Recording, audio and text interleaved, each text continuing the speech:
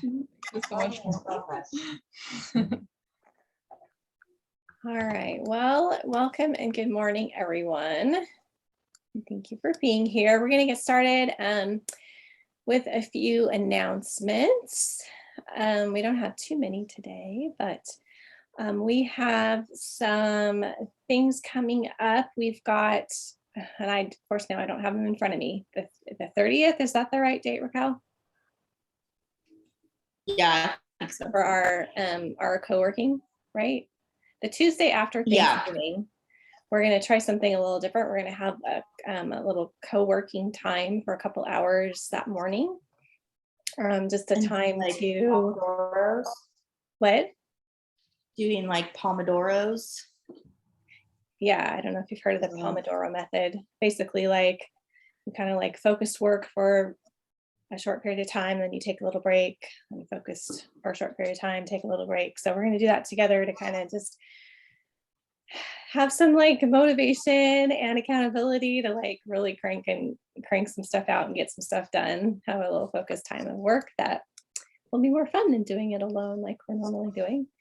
So that's on the 30th. And then we also have now our member spotlights, which I don't know if you guys have seen the posts about that, but we are each month going to be like featuring a few of our members.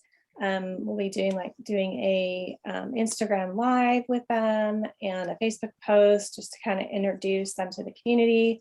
Anyone's welcome to sign up for that. Sorry, I need to turn my button down. And yeah, so that'll be a fun way to kind of get to know more people in our group. We have a like a sign up / questionnaire for that you can find in the Facebook group. And so if that's something you're interested in, you can sign up for that. And then what am I forgetting, Raquel? We're going to start having live events, in-person events. I mean, these are live in person. That's what I meant. In March of next year. So we're excited about that. If you guys have suggestions, questions, anybody wants to help, feel free to reach out to us. But we're going to start trying to do some in-person meetups. So that'll be exciting. I think that's pretty much it.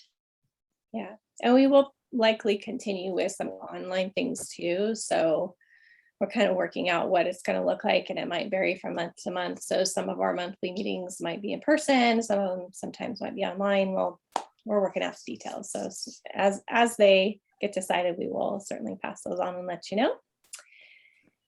Okay, well, why don't we take a moment to have everyone introduce themselves and just tell us who you are, what your business is, and if you have an operations manual for your business or not, and if you even know what one is.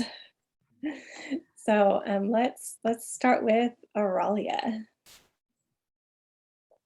Okay, so my name is Auralia and I'm owner of Dream Decorations in Sacramento. I do decor for events like weddings, quinceañeras, christenings, birthdays, any decor for any party or event. And I, long time ago, I've been doing this for 15 years. And long time ago, like 10 years ago, I did a manual for a real estate agency because that was my full-time job. And this was my side job.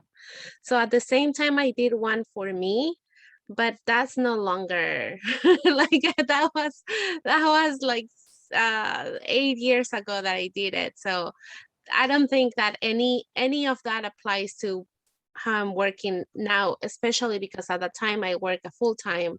And now this is my full-time job. So it's obsolete right now. But I do have in mind, like I do have, it's not written down, but I know what it needs to be done in order to get everything together.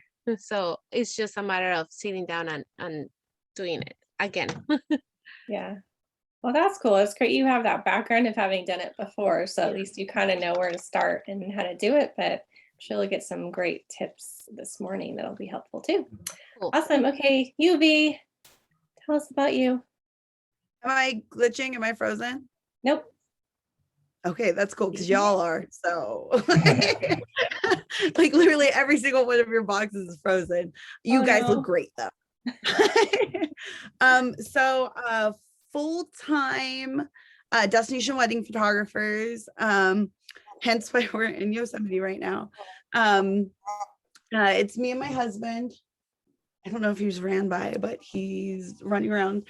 And we have a studio in Midtown. So our like home base location is Sacramento, but we travel all over internationally and throughout the state.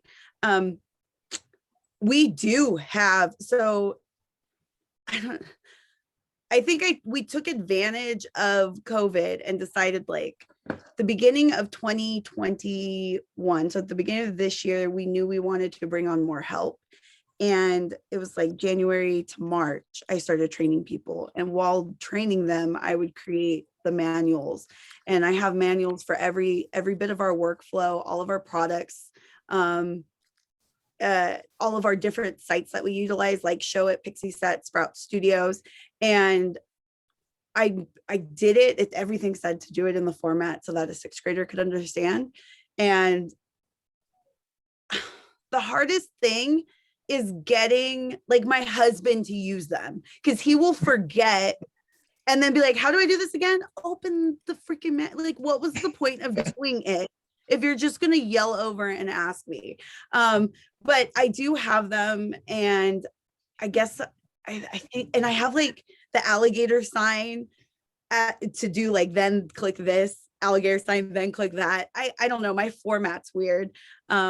But I do definitely utilize them and can use a little bit of tips, and like, I just need outside influence on a little bit of things. So I do have workflows and operation manuals I currently utilize that are very up to date. So that's us, UV Visions Photography. I don't even know if I said that. Awesome. All right. Hey, well, we're going to take just a slight pause here in introductions because Raquel's going to switch it over to make me the host of the meeting because she's in case she has some connection issues where she's at. And in case that happens to like shut down the meeting, just know, like, go back, the same link still work, Raquel? It should, right? Yeah, just go back and just join back in and we'll be here.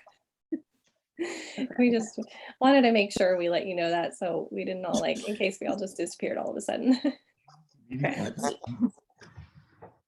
Okay, hey, okay, I'm the host now, it worked, yay. Oh, cool. I didn't even mess up. And it's still recording, all right. Okay, so let's see, Raquel, why don't you introduce yourself, and then I will, and then we'll turn it over to our lovely speakers. And you can introduce yourself too. Yeah, I will. So I'm Raquel. I am a life purpose coach for high achieving men and women to help them figure out, how to like love their life and find purpose and passion and excitement, all the things. Anyways, so that's what I do. Operations manuals. I have one for my business. It's not very comprehensive and it needs a lot of work, but I've started it.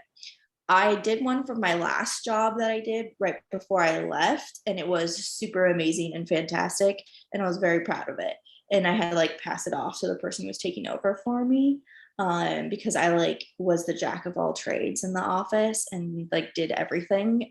And everybody was like, what are we gonna do without you? So I made this huge, massive, amazing operations manual. And now I'm like working part-time for my dad's business and helping him with the back end, like organizing his finances and accounting. And I'm like, okay, we need to set up an operations manual for you too, because nobody kind of knows what they're doing. They just like wing it all the time. I'm like, so like, that's not going to fly with me because I'm a little anal about this stuff.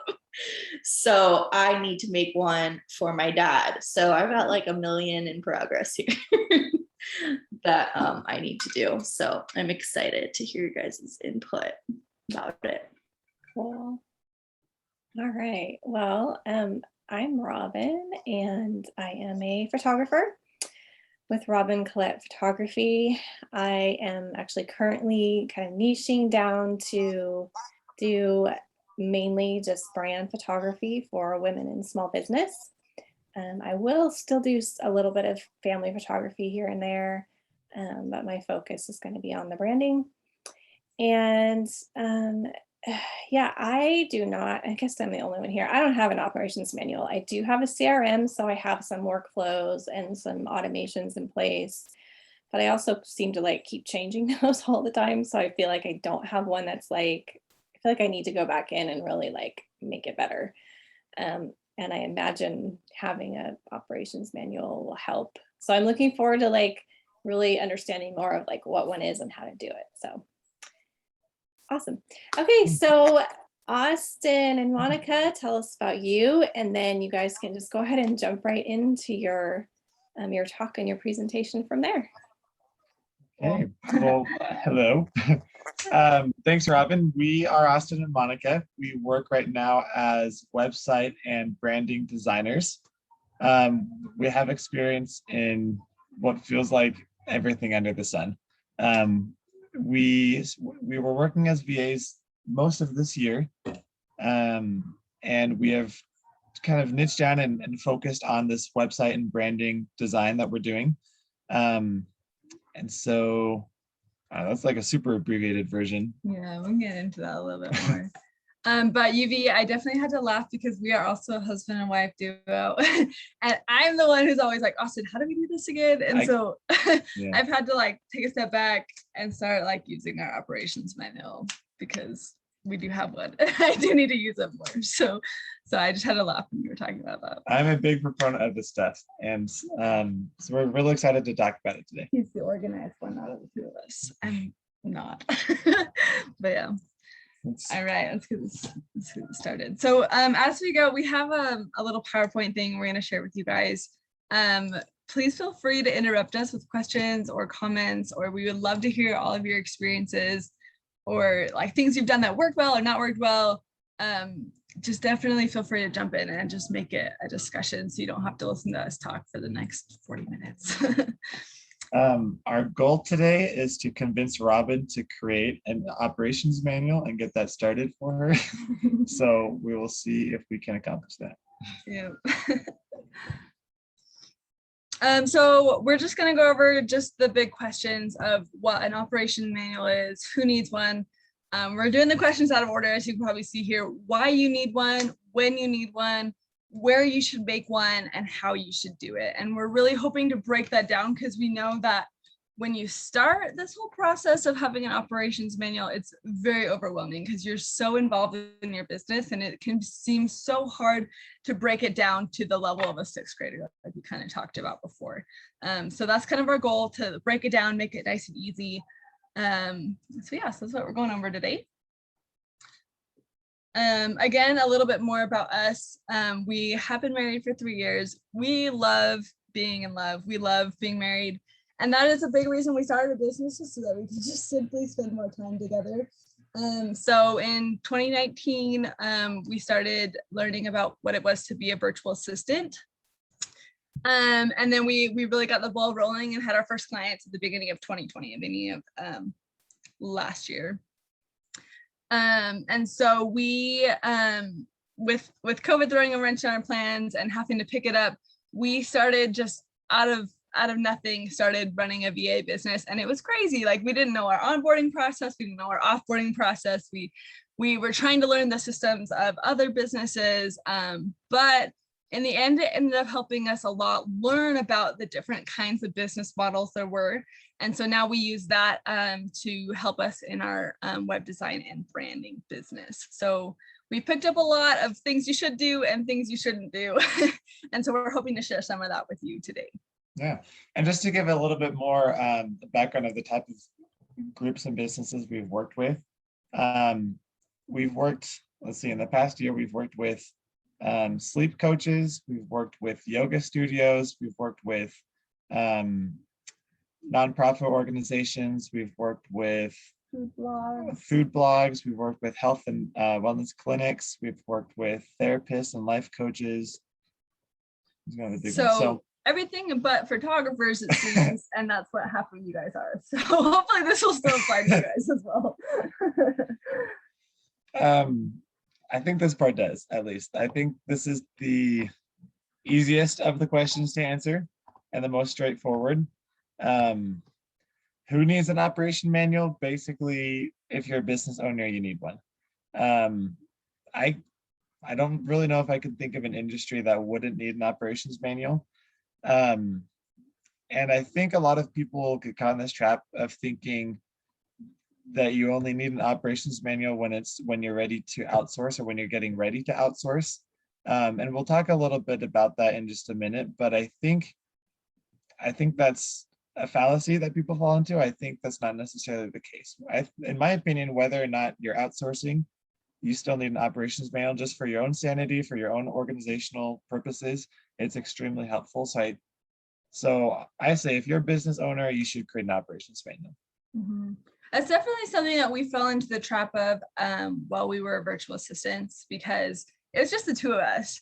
And so, and every client we were working with was different, but it was honestly insanity to try to onboard clients, to try to go through the whole process, to know what our boundaries were with each client, to keep track of everything. And so really every business, regardless of how many people you have in your business, really could use an operations manual. So if you don't know yet what exactly it is, I think most of you guys do, because we were just talking about whether you do or don't have one and what that means. But basically, it's a collection of all of the processes and important information that's going to be, that's part of your business. So we listed a couple of things that we've included in our operations manual. It's by no means a comprehensive list of things that can be included. But we have standard operating procedures, just a step-by-step breakdown of how to do certain things. We have a branding guide that includes pictures and fonts and colors and logos and all that stuff. Our goals and visions. So we'll have meetings, every few months about where we want our business to go and what steps we're going to take to get it there. And then we write that down, and all of that goes in our operations manual. In case of emergency, I feel like this one is a little bit more if you have a team or if you have other people you work with.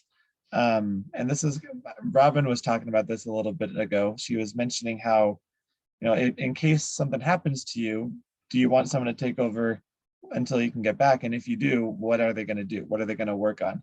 So you can have contacts for them to reach out to. You can have protocols. This kind of goes back to the SOPs as well.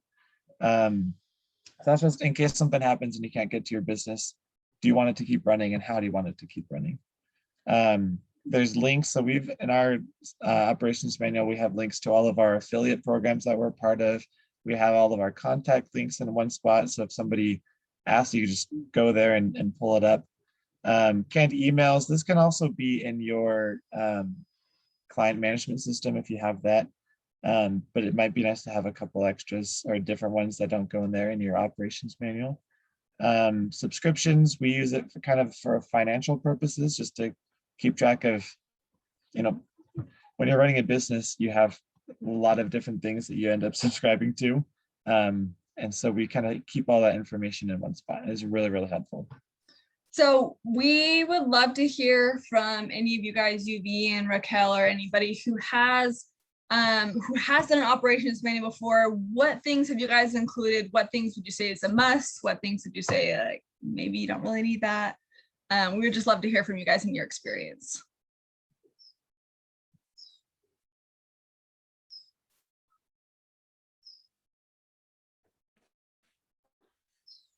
Can you guys hear me? Yes, Yes. we can hear you. Am I clear? Okay. So for sure, the hardest thing that I've been trying to do is work on our standard operating procedure. And I love the idea of having the ICE in there, because I don't have that in there. But I do have a lot of like for example, last night we were driving here to Yosemite, and my designer was working on product in there while my nephew, who comes and cleans our studio every Monday, because Sunday I usually shoot in the studio, they were there together alone. And I don't have like an emergency protocol if anything were to happen. So you talking about that right now made me realize that's something I definitely need to implement, because those two are there and we're in Yosemite. So that right now just sparked this whole new like game plan, which I was hoping to more focus on perfecting my standard operating procedure, not add on more, but that's cool. Sorry. So definitely have a branding guide. None of the I'm how do I sound? I'm really worried about that. For the last like 3 seconds, you cut in and out, but before then you were, everything was just fine. Oh, I was gonna say, and now you're gonna It's freeze. like panicking me. I don't like not having this control of no connection is killing me. What else was the other thing you said? So I don't have my canned emails as part of my operations manual, because it's all listed under my my Sprout Studio account. But you know, for things that my designer would need, I think I might print those with highlight points or something. I don't know. I don't know. You guys have my wheels turning. Good, I'm glad. To your point though about not wanting to add to it because you already feel like you wanted to, you know, polish what you have before adding to it.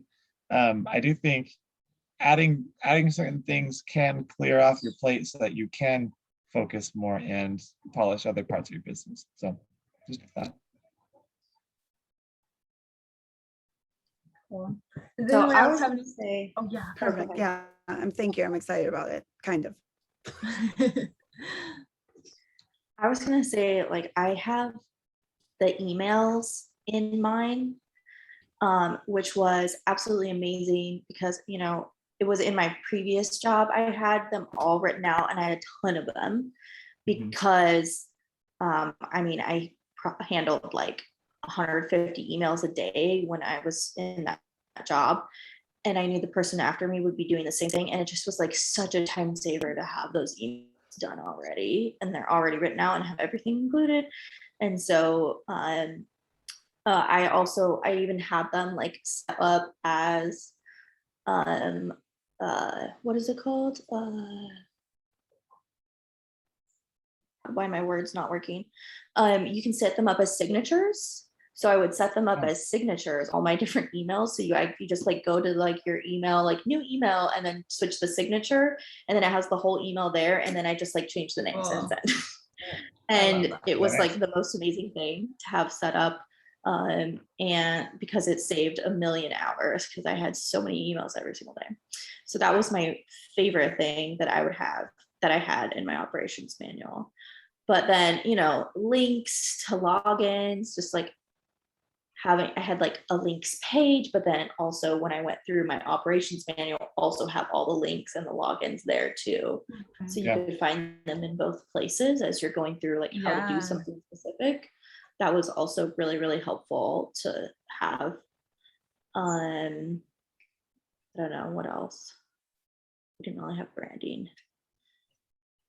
Yeah, I think those are like the big things that were amazing. Yeah, that's That's great. awesome.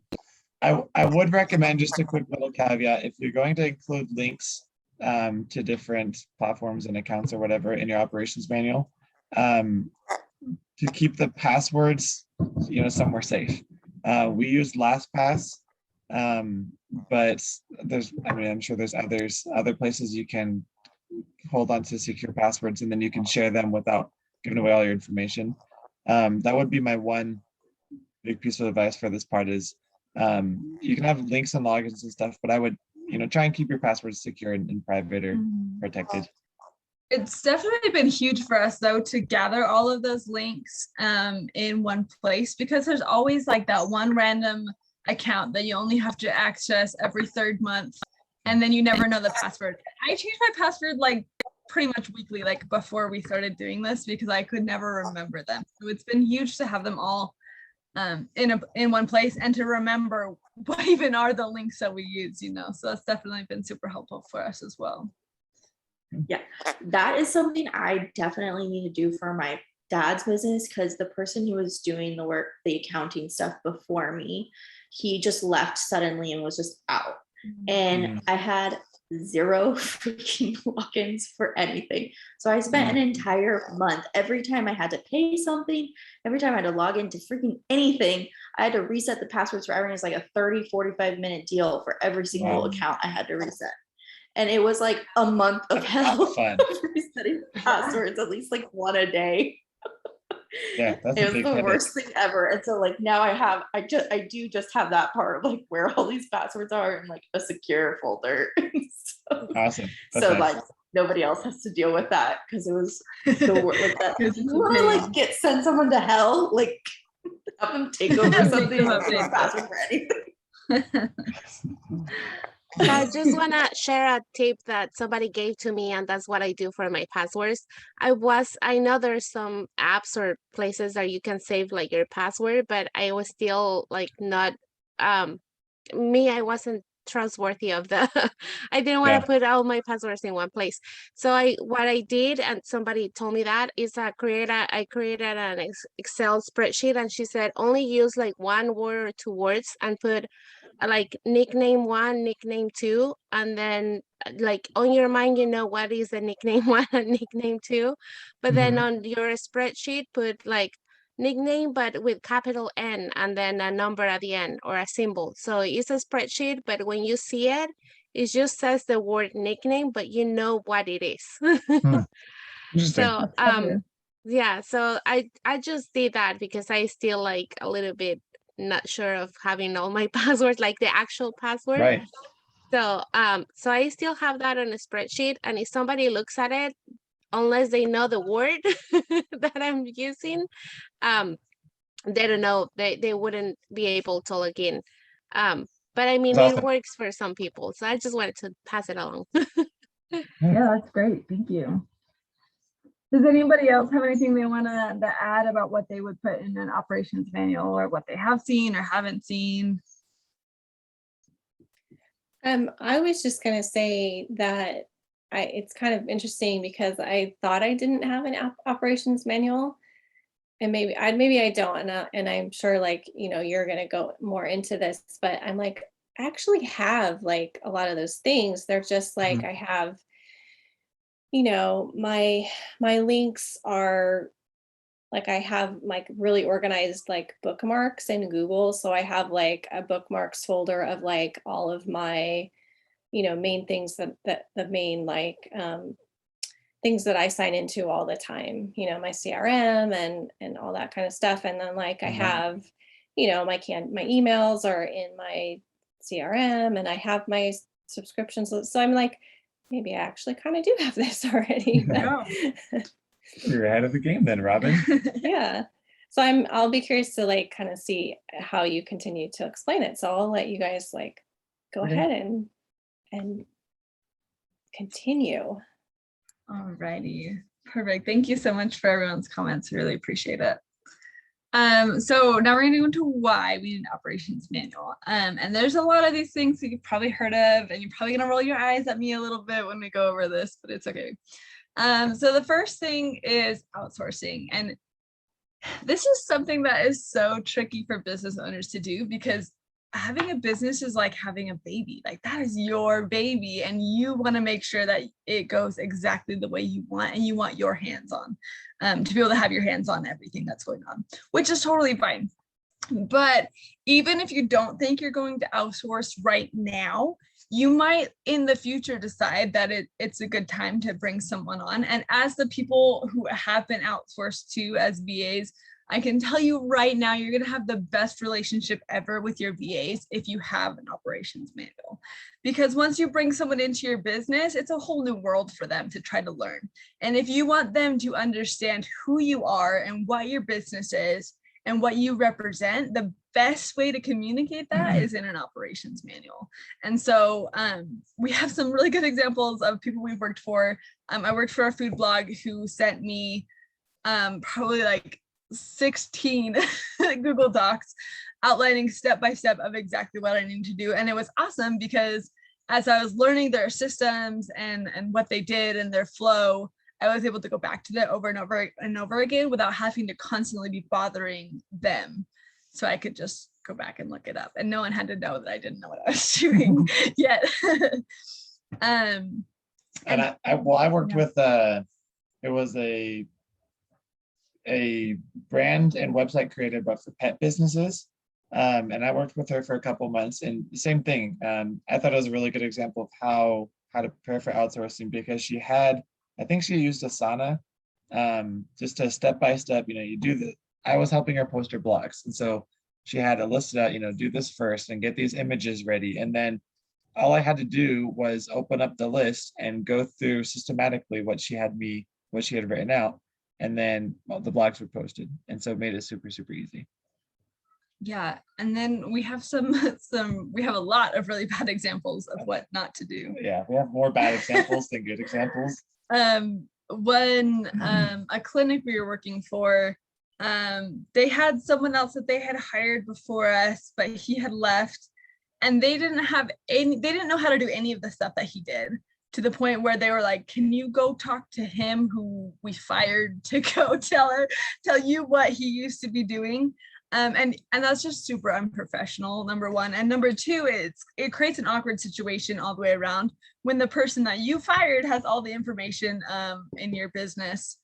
So you want to make sure by creating an operations manual and make sure that it makes sure that you continue to have all the say in what happens in your business, and that people do things in the exact way that you want them to do. Anything you want to add to that point? No, I think that's pretty good. I just thought it's, for those of you that are married, it's kind of like being married. Sometimes we assume that sometimes like you can get into conflict when you think that or assume that the other person should know what you want or know what you need, when really you need to explain it to them. So I think for your business, like Monica was talking about, how a business that you started, it's your baby. You put a lot of work and time into it. And if you hire somebody to help you with that business, it's easy to just, because you've been in it for so long and so involved, it's easy to assume that other person's going to know how to do things when they don't. And so an operations manual just explains to them how you run things in your business, how you want it done. And then that helps you make sure that what they do is in line with your vision for your own business. Yeah, I think this next point that we're going to talk about is personally, I think is the most important one. And that's just to get it out of your head. So as a business owner, you have so much going on. I know for us, when we started our business, we didn't really realize all the little tiny nuances that you need to do as a business owner. And so if you have that all in your head the whole time, it takes up the space for new ideas. And as business owners, I mean, you guys all know that you are always constantly having to adapt, especially with crazy things like COVID. And if we leave all of that stuff in our head taking up the space, we're not going to be able to have that creativity to jump in and find creative solutions for the problems that come up. So even if it is just you and your business, being able to go back and write it down, it really just lets your mind let it go. So then you have more ability to, I mean, I've said this like 3 different ways, I think. You just have more ability to be creative. Do you think you would add to that? Well said.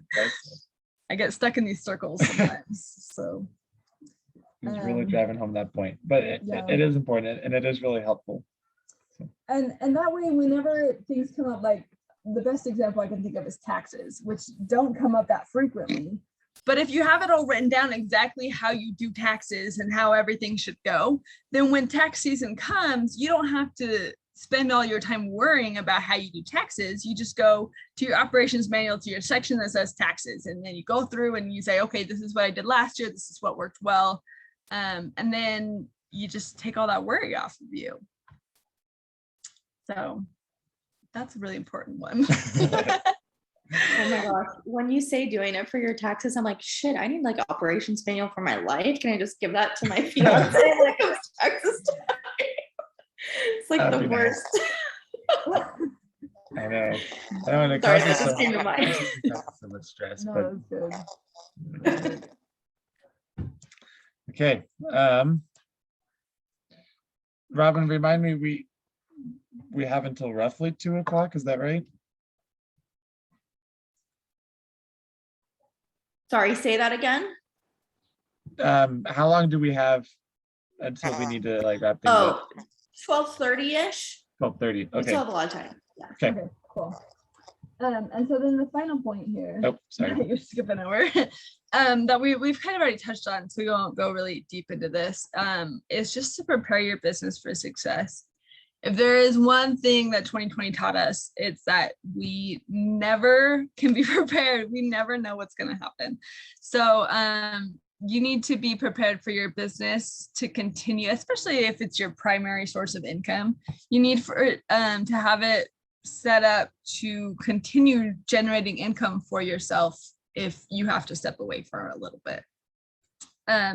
Another bad example of this, we had a client who, she was a sleep coach, and she insisted that she was very hands-on in her business, which is great, except for then she had a family emergency and all of her clients were left in limbo, and there was nothing we could do but watch it fall apart because she didn't have any kind of operations manual for someone to come in and step in of what was going on, and assess the situation and continue to help generate income for her. And her business literally fell apart within a couple of weeks because she was not able to attend to it. And so it's really important that you make sure you have that scaffolding around your business so that you have that ability to step away when you need to. So that'll look different for everyone. That might mean you have a team, that might mean you don't have a team. But you need to make sure that like financially, you're going to be okay if you have to step away from your business. You also need to make sure that your business itself will be okay, so that when you do come back to it, you're coming back to a thriving business and not a sad, sick business that you have to start over, if that makes sense. Does anyone have any questions or comments or anything? You want to roll your eyes at me out loud? I'm okay with that too.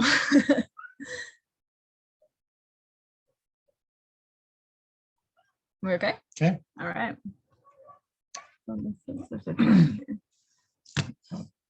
So the question of when to make an operations manual, I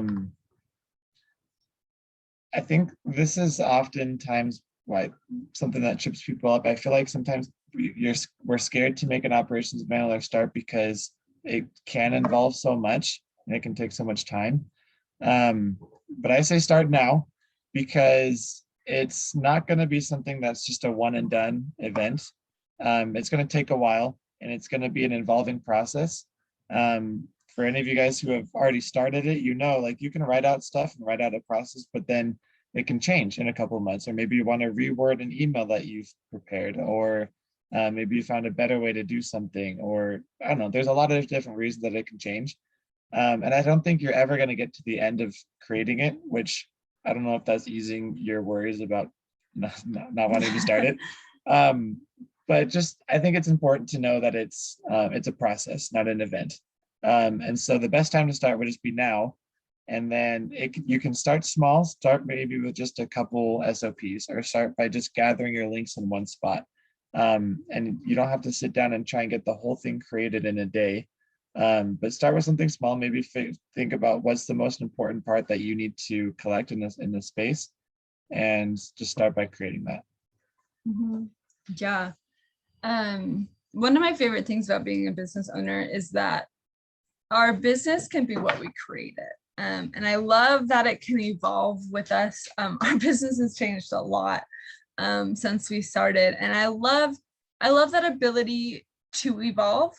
I know I've heard a lot of people say that like they're scared to have an operations manual because they feel like it would restrict them and their ability to evolve their business. But instead, what I've noticed is that it gives a backbone to your business. So when you go to change some things, you can go and you can look and you can see really well what you had that wasn't working. You can then see why it wasn't working and try something else. And so it keeps your business more or less the same with your own beliefs and your own values, and the why behind your business will stay the same with an operations manual. And it'll give you that flexibility to continue to evolve your business as it comes, without moving you away from your values, so that you don't turn around and look and say, wait a second, I started my business because I wanted to make a difference, and now I am way out here and who knows where, you know. So it just helps you stay true to yourself. Yeah, and I think one thing I've done as I've been working on our operations manual is I have it open on a separate tab as I'm working on stuff in my business, so that as I'm going through, if I realize, oh, actually this part needs to change, I just, you know, open up the other tab, make that edit real quick, and then we're good to go. So it doesn't have to be a complicated or involved process to tweak it or update it or even make it. It's just a matter of having it open in there as you're already doing what you're doing.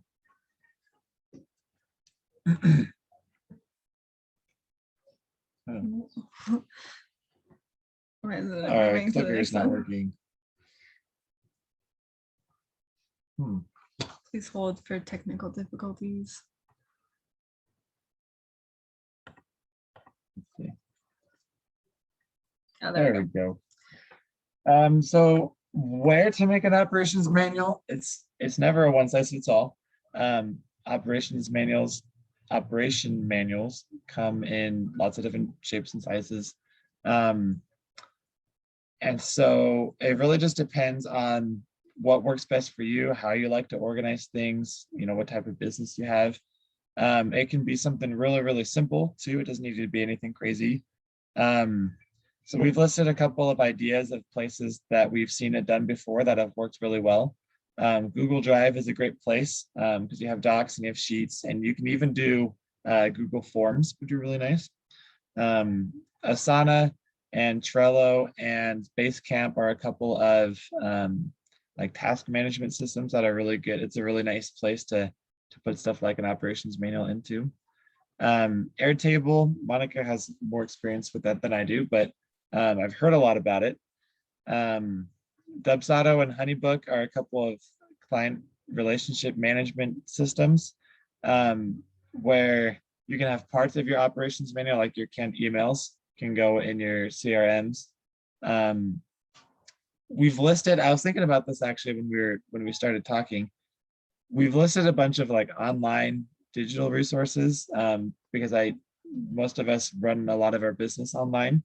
But you can even have like a physical operations manual. You could have a binder and write out or type up and print, you know, steps to your processes, or links, or not links, usernames and passwords, and have a physical copy of that kind of stuff in a binder. Like there's lots of different places and ways that you can collect all this information. We did want to show you ours just as an example, kind of what we've put together. Oh no. Let's see. How do I click that? Well, okay, we'll get there a different way. You just scroll down, click the link. I have it open there. So we have our operations manual here. And it has, I mean, basically everything we've talked about, you can probably find in here. So we have our vision, so our why statement, our mission statements, our goals that we've written out. Our ideal clients.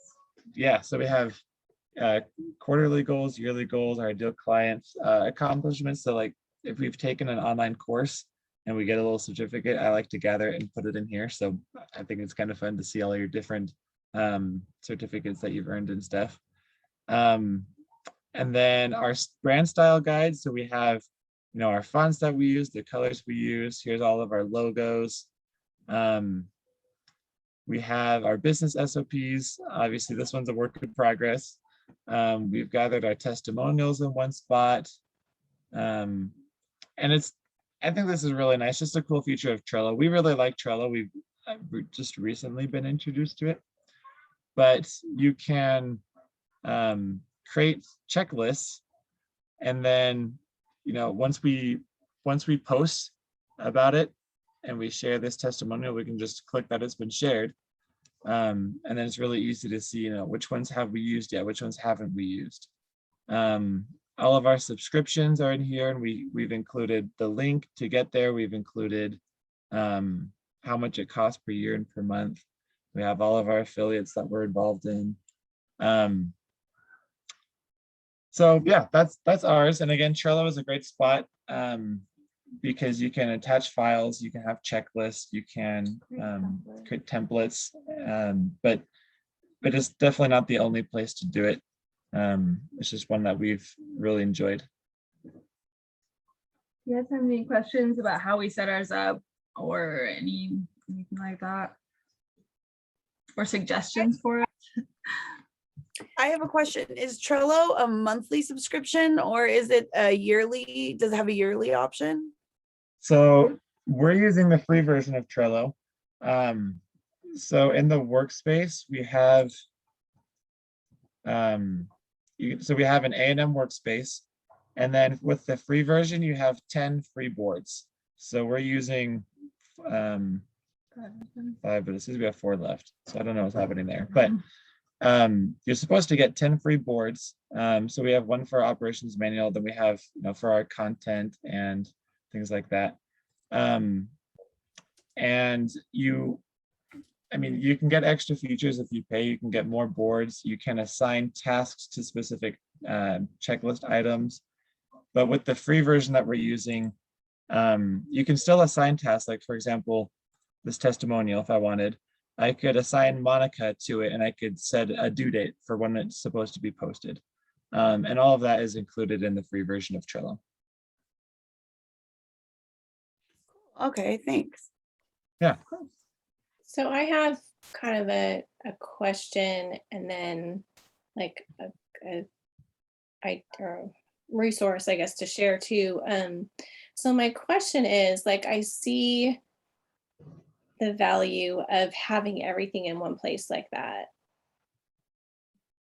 but I'm just curious, like, do you still also have like some of this stuff like on your computer? Because like right now I have like all of these things, but they're just, you know, I've got a lot of like Word documents, and, you know, like my branding, I have a file on my computer, and so it's got my logos, and, you know, so everything's kind of organized, but some stuff is just, it's just not in like one little pretty like spreadsheet kind of thing like this. It's just in different places and different folders on my computer.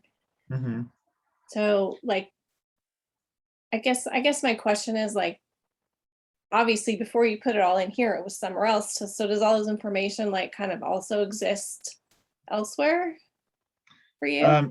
It does. My first thought is, as we've been putting together our operations manual, we have had in mind that we are going to be outsourcing in the future.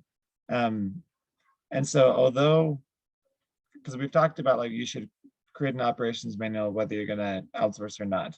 But the benefit in that regard to putting it all in one spot is now, for example, these SOPs, I can just click this, and I'd have to find out where exactly it is, but you can just share that with whoever you decide to onboard. And so for that reason, I think it's really beneficial. And that, again, was what we had in mind, was we are planning on outsourcing soon-ish. And so we figured just, you know, get it over with now and put it on one spot now rather than having to do it later. The other thing is we are very, very different as far as our organization styles. I'm very much like throw it out there so I can see everything. So this is Austin's computer. If you were to see mine, I have things saved everywhere. I have like my Google Drive's a mess, just kind of everywhere. And so this was a really good way for us to get on the same page as to whose computer had what. Now both of our computers have it because it's on Trello. That being said, before with several of our clients, we had just a Google Drive, and we would just drop all the links in a Google Doc or something. So it would all still be in one place, but it wasn't quite as nice and tidy as this. If that makes sense. Yeah. And it is nice to be able to share, like whether it's a Google Drive or in Trello, because it's now on the web. It's like Monica was just saying, like before maybe I had the logo files, but she had downloaded the typography that we were using or something like that. So now that it's on the web and it's accessible no matter where we are, like if my computer breaks and we need to use someone else's computer, get a new one, it's all still there in that one spot. Yeah, those are really good points. And then I was just going to share another app that I just found out about recently. And so, you know, like I've tried Trello, and I have some things that I do on there. And then I have like another one that I forget what it's called, where I just, you know, it's kind of like for taking notes. And anyway, but there's one called, I'm not sure how to pronounce it. It's like Milanote or Milanote. It's Milanote. And it's very similar to Trello, but it's, you guys would probably really love it. Not that you'd want to switch now that you have everything set up in there, but it basically is, it's kind of like, it almost reminds me of like using Wix versus using Showit. Kind of like, it's just more, you can do more with it, and you can kind of move. I don't know how to explain it. It's like you'd have to kind of see it, but I love it. I think I might actually use it for doing this, because it just has a lot more features, and they do have a free version too that's like fairly robust. Oh, That's So awesome. that's Thanks for another sharing one that. We wrote it down to check out. take a look at it. I'll throw that in the comments. I think I have a link for it too. I can put in there. And I can totally attest to getting rid of the solid copy of stuff, because when I was starting to train, I had a document that we shared in an email, and then anytime that you updated, it was me, my designer, my social media manager, and anytime you updated the standard operating procedure, then email us a new hard copy of it. And it was the worst. It was constant like, which is the updated one? Is this the updated one? And then if I saved it and it didn't have their updated information added, but mine, then I had to go and figure out, okay, which one did they update? And I'll grab from there and then put it into the updated one. So the second, and my kids, they're like, I think freshmen in college right now. And so they're like, why are we doing this and not on a Google Doc? And I was like, I don't know. Why? And then That's great. I hadn't even thought about that. It was terrible. It was the worst thing ever. So once I had it as a Google Doc, and then it auto saved the last changes and highlighted what they changed, and I was able to see and be like, no, that's not right. Or I want to change the verbiage to say this, then I was able to at least just go to the highlighted parts. This was last changed by Itzy. This was last changed by Angela, and able to either confirm it, modify it, or leave it as is. But we were able to pick up where we left off easier. I don't know why I felt like I needed like an actual PDF, because you really don't. That's a great point. Thank you for sharing that. Yeah. My That misery, sounds super no problem. Yeah. Yeah, so maybe you don't want a physical copy. There you go. All right. Does anyone else have any questions or comments before I move on? Okay. All right. Now we get to the fun part, because we know that this is so overwhelming. And so we have broke this down step by step into the best way to create an operations manual, to make sure you're not forgetting something, to make sure you have it all organized well. And so there's 6 steps. So the first step is what we have stolen from somebody. They called it the business purse dump. So I don't know how many of you ladies carry a purse around, but I know I always have the big, huge purses when I do carry a purse because everything gets thrown in there. And so if you were to flip it over and just dump it out, you'd find like probably like 6 chapsticks. You'd probably find some like crumbs, some wrappers, some old receipts. You would find my whole world in that purse. And so that's what we need to do with our business, is to just dump everything out. So basically what this would look like is to write every single thing down that you do for your business. So a really good way to help with this, because there's so many times that we start working in our business and we don't even like realize we're working on our business. If you start making yourself clock into your business for a couple of weeks, then you'll be able to pay really close attention to what you're spending time on in your business, how much time you're spending on different things, and how much value it's bringing to your business. So I know for us, when we were working as virtual assistants and on social media a lot, when I started clocking in, I realized that a lot of my time was going to social media, and it wasn't necessarily productive time, because you know how it is. You just start scrolling and then you can spend hours there. So just to really be able to force yourself to pay attention to what you're doing for your business and how much value it's providing as well. Yeah, and I think you can sit down for a couple of minutes, just write down everything that comes to mind, and then do that clock in thing for a couple of days or a week. And as you start working on something in your business that's not on that list, add it to it. Then you come up with a list of all the things you do, whether it's accounting, whether it's being in contact with clients or editing photos or downloading whatever. You have this list of everything you do, and then you need to categorize it.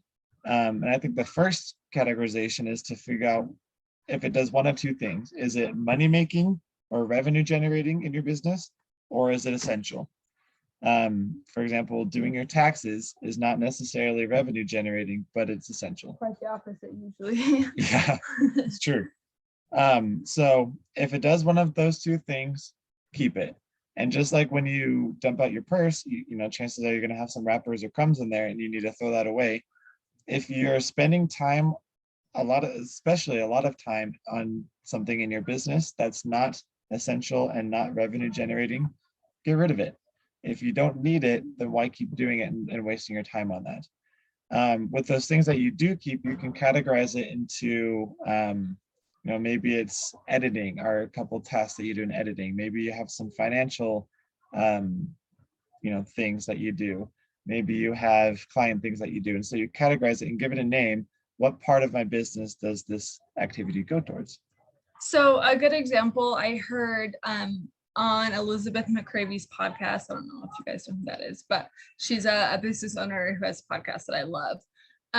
They were talking about this similar process, and she was talking about how the lady she was interviewing was talking about how she saw someone else in her industry being really successful on TikTok. So she spent a lot of time trying to be successful on TikTok and didn't get any clients from it. But a huge portion of her time and creativity was going to TikTok. So when she kind of did this purse dump process, she realized that actually all of her clients were coming from Pinterest. And while she was focusing on TikTok so much, it was just taking away from the time she could have spent actually making money. And so in this process, you're going to find things that are making you a ton of money that maybe you didn't realize, and things that it's just wasting your time. And so you want to really try to be able to separate those things and to just get rid of the things that are just wasting your time. The next step is to write out a step-by-step process for those things you have left on your list. And this can be the really overwhelming part, because oftentimes the things that we do in our business involve a lot of steps. But it's helpful if you write it out. You can even record yourself, like do a Loom video or something of you doing this task, because then nothing's going to get missed. Sometimes it's easy to skip over like logging into something, and especially if you're going to outsource and you need someone to know the login information, include that step. Include steps that this goes back to making it sound like you're teaching a 6-year-old or a 6th grader how to do it. Just make it really simple, lay out everything so that you don't miss anything in that process. Yep. And then from here, sorry, No, go for it. you're going to look at your list of things that you have, and you're going to figure out what you can turn into automations. So I know we didn't really focus on automations this time. There's so much this month that we could have covered. So here's our little plug for automations. So you're gonna try to automate your emails, your onboarding, your offboarding, everything you can that will keep your business going, so you can pull yourself out of those things. Again, freeing up your mind and your talents for the more creative aspect of your business. For us in our business, this has been like if somebody reaches out to us, we have an automation that sends them an email saying, hey, thanks for reaching out to us. We're going to get in touch with you in the next 24 hours. You know, in the meantime, here's a couple things to check out. That way we don't have to just be on top of, we don't have to stress about somebody messaging us and having to respond right away, because we have that automated response. We have, this one's still in the works a little bit, but our finances and our invoicing, we're working on automating that so that those just get sent out. We don't need to worry every month about being on top of that and sending those and remembering to send reminders and things like that. So out of the things that you have left after you've taken some tasks and you've automated those, look at that and think about what of those things can you outsource? What is outside of, I don't know, is this your term, zone of genius? I'm sure I heard it in a business podcast somewhere. Okay, so what is outside of your zone of genius? So for example, Monica and I are web designers and brand designers. So that's what we're good at. That's what we enjoy doing, is putting together color palettes and creating logos and designing pages and stuff. We are not the greatest at social media, nor do we really love it.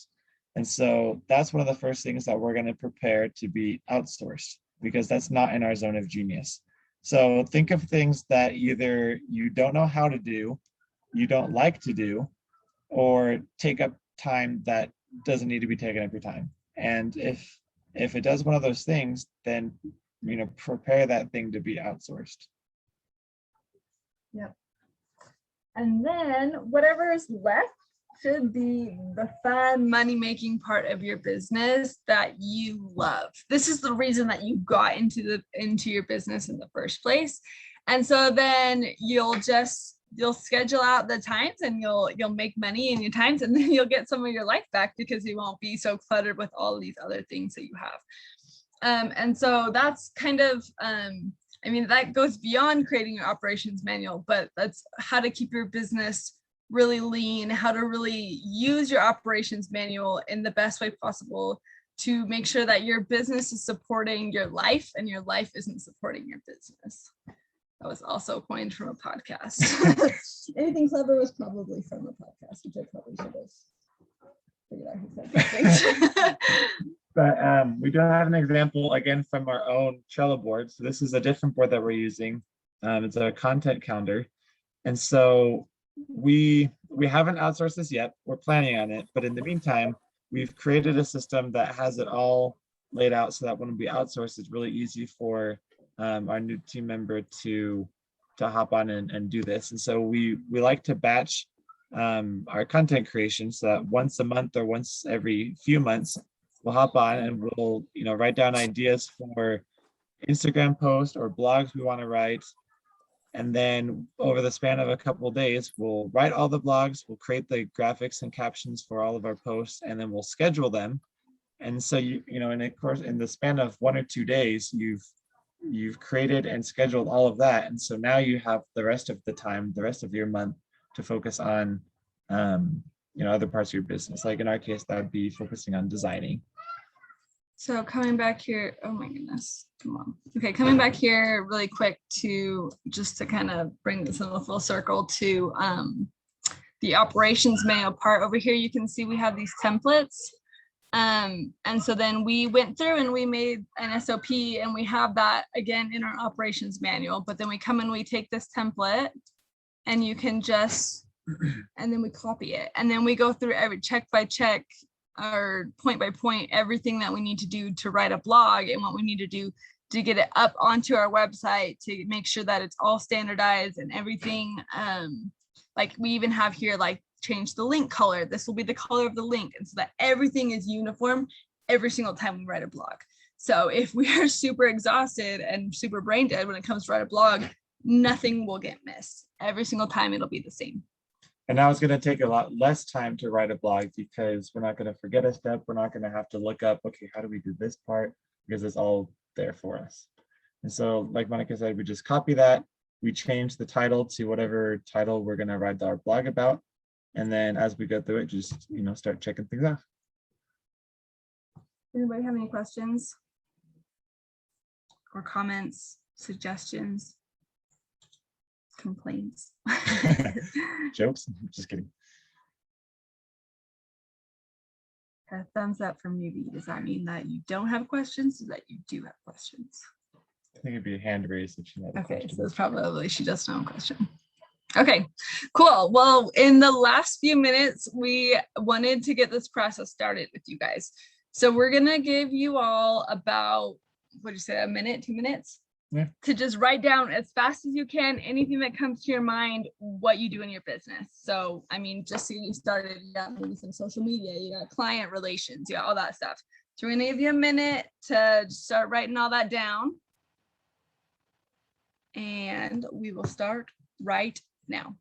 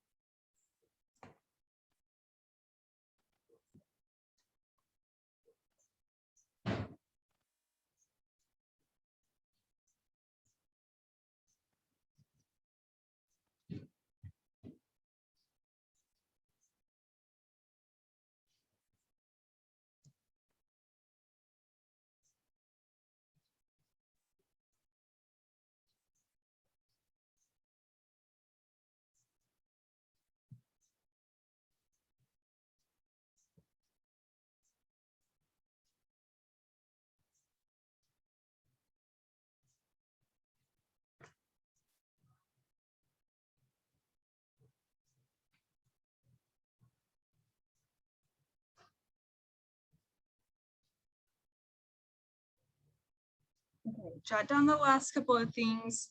We know that this is going quickly, so it won't be a full comprehensive list, but we're going to work with the list that you do have here. So now we're going to go through, we'll take another minute on the things you have on your list. Let's start to categorize them. So if it makes you money, maybe put like a little M. If it's essential, put an E next to it. If it's maybe extra and in the way, maybe just put a little question mark or an asterisk, or maybe you need to go back and think about them. And we'll go through that whole list.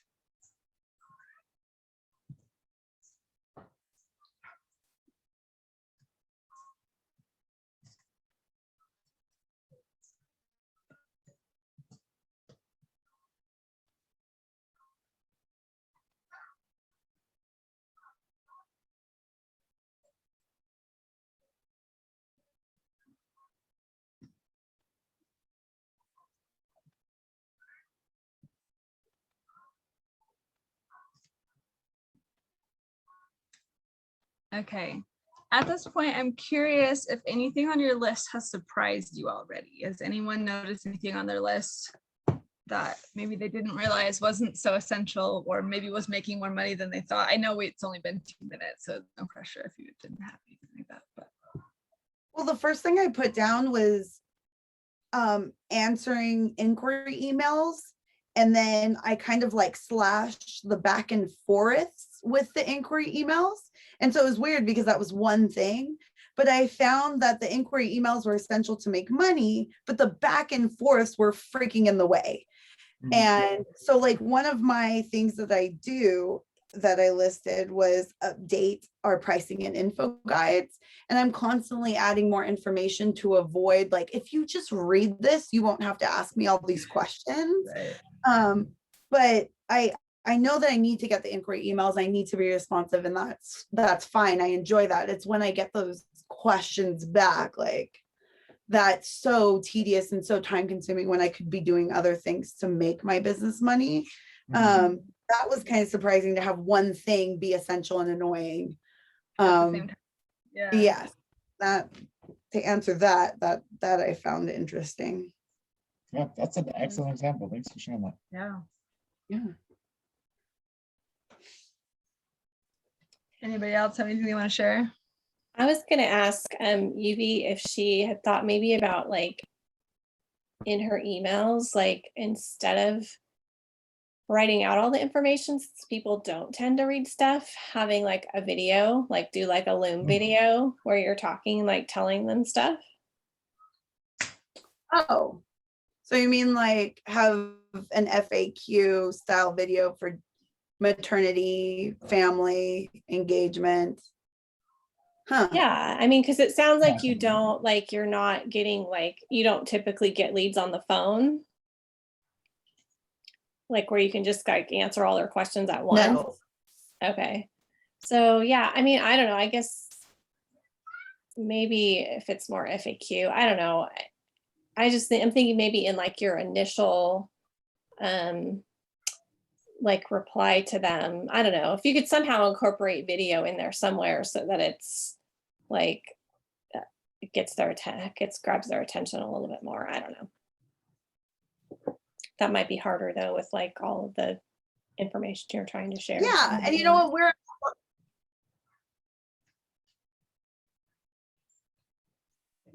at a lot of cool places a lot. So if I did like of set an FAQ at one of the cool places that we're at too, that might be a fun kind of thing to add to our to-do list, and it will keep their attention, like, hey, answering your questions from Yosemite.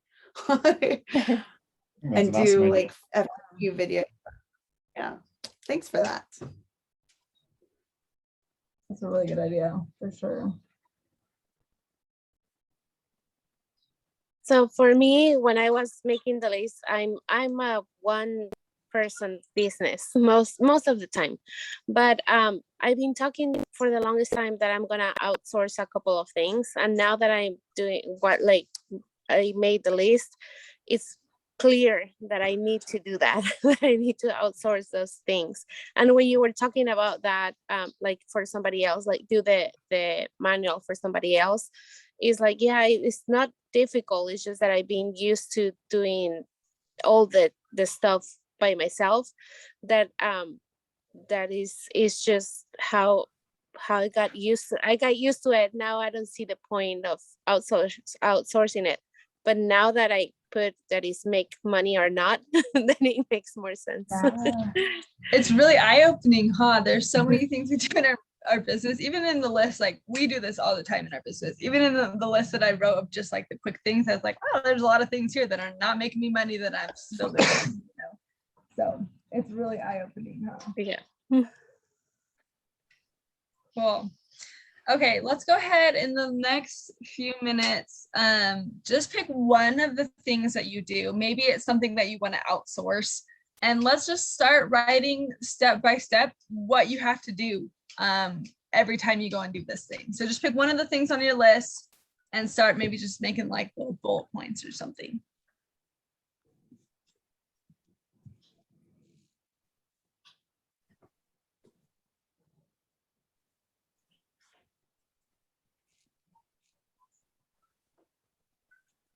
Jeez, it's a lot.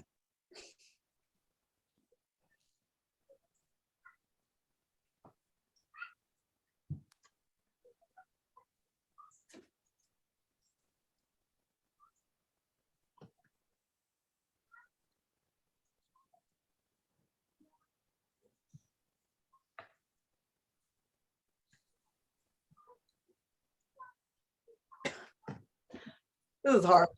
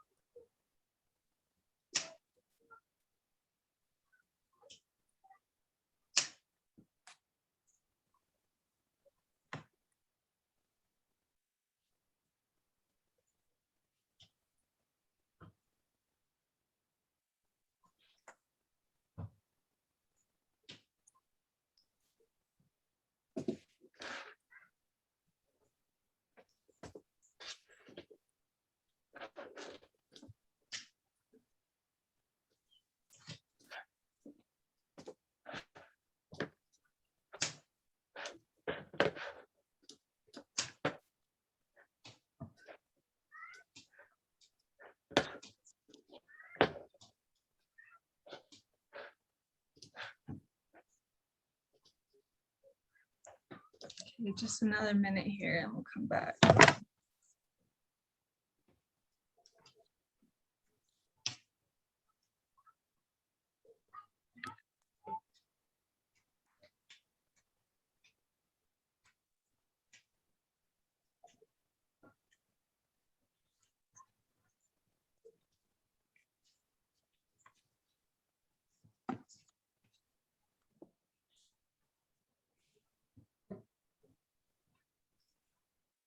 Okay. So when you're all kind of wrapping up here, UV, I heard you mention that this was hard. What was so hard about it?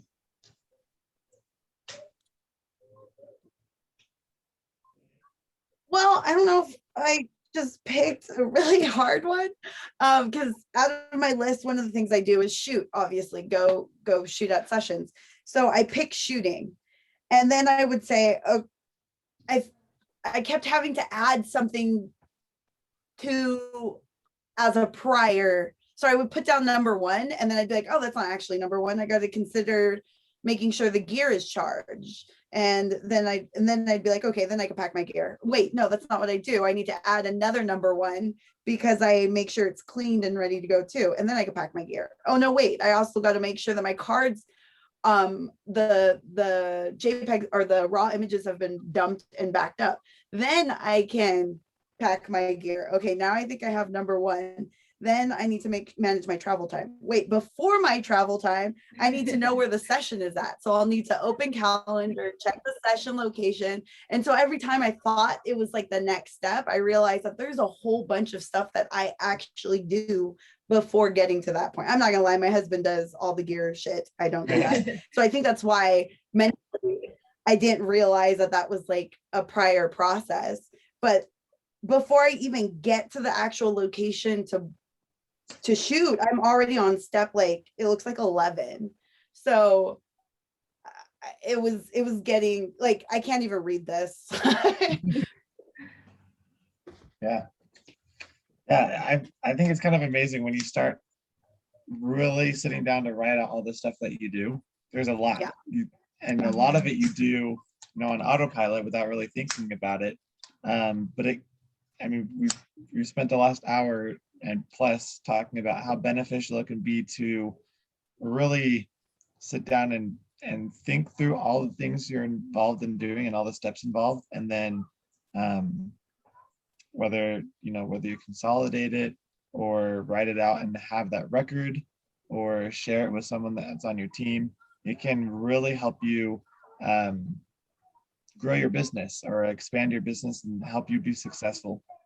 Mm-hmm. So we want to leave you guys with a commitment, I guess, to do a more elaborate per step. This was just a short little exercise with the time we had, but do it on a larger scale. Time track yourself for a couple days, write down all the things you do, categorize it, write out the steps, figure out what you're going to keep and not keep, and then we want to commit you guys to starting an operations manual. It sounds like most of you guys already have a version of one, so build off of what you already have. And then in the next week or a couple weeks or month, add to it. Find something that you think is essential to include in your operations manual and add it to what you already have. So Robin, I'm curious, did we convince you that you need an operations manual?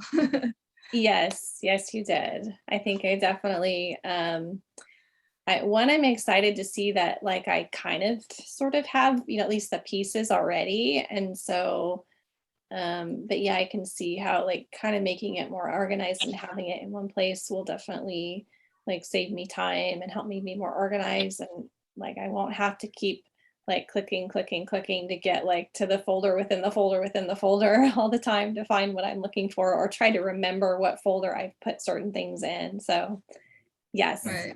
You did it. Mission accomplished. Well, thank you guys so much for being here today. We really appreciate it. That was amazing, super helpful, super great information.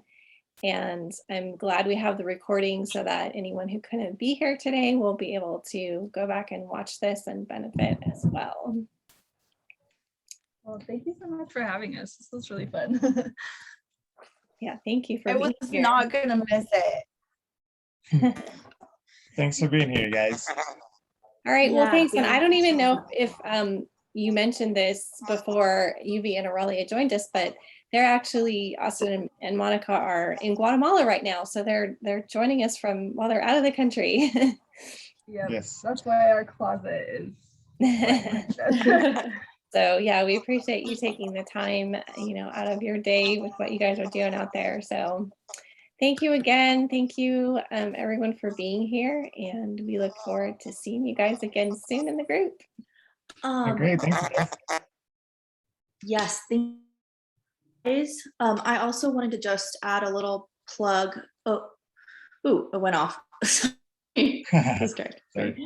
You turned off the share screen. A little plug for Rising Tide Society. We also, I know you had mentioned that people do operations manuals in HoneyBook, and we offer a 50% discount for our members if they want to use HoneyBook or they want to switch pricing. We can just email me or Robin and we can hook you guys up with a discount as a Tuesdays Together member. Just a little FYI if you want to do that. So anyways, thank you guys so much for being here and doing this. And we're super excited. We got to hear all this really great stuff. And I'm excited too to go through my kind of manual. I'm like, man, I saw you guys still like, oh, mine does not count. I got a lot of work to do. So thank you guys. Of course. And thank you, Yuvi and Aurelia, for joining us. So we'll let you guys go and hope you guys have an amazing Tuesday. Thanks, you guys. Okay. Thank you, everyone.